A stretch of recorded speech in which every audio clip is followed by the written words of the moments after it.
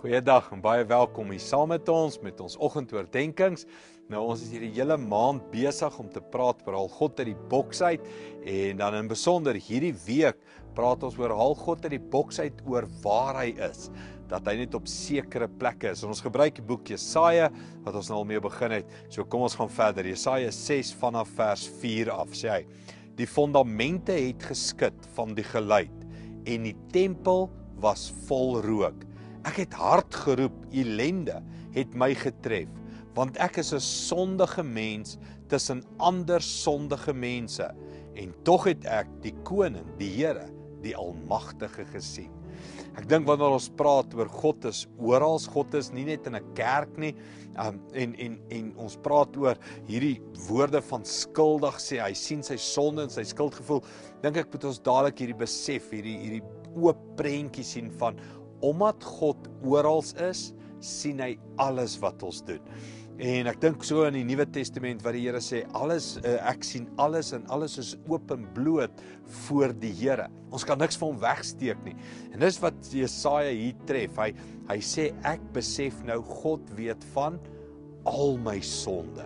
En wanneer ek en jy God uit die boks uithaal, dan kom ons agter, weet jy, daar's nie plek vir sonde nie. En wat ek bedoel met plek is, daar's nie iets van, hoor jy, in die kerk praat ek op 'n manier, maar tussen my vriende praat ek op 'n ander manier, of in die kerk leef ek op 'n manier, want hier is die Here, maar by die werk kan ek ander grappe maak, by die werk kan ek ander goed doen, by die vriendekring of die werk, of in die geheim, of in 'n donker kamer, agter 'n rekenaarskerm kan ek iets doen wat God nie sien nie. Toe Jesaja besef dat God is oral en God sien hom, toe kon hy nie anders as om op sy knieë te val en te sê, Here, U weet alles, U sien alles wat ek doen en ek bely my sonde nie. So, kom ek en jy haal hierdie kompartement uit ons lewe uit. As jy nie iets in 'n kerk sê of van 'n kansel af sê of vir die predikant sal sê nie, mag jy dit nêrens anders ook in jou lewe sê nie, want God is daar ook teenwoordig. God is daar ook en sien wat jy doen. En wanneer ek en jy met hierdie bewustheid leef, dat God oral is en sy teenwoordigheid oral is, dink net wat sal dit doen aan ons heiligheid, nê? Wat sal dit doen aan ons liefde, aan ons vreugde, aan die manier hoe ons aansteeklik leef teenoor God. So wanneer ons sy grootheid sien, dan sien ons swakheid, ons sien ons kleinheid, ons sien ons nietigheid en ons sonde. Ons kry ook dan die uitnodiging om ons sonde te bely.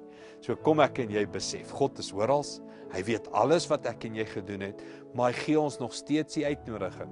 Kom en bely jou sonde in my teenwoordigheid. Kom ons bid saam.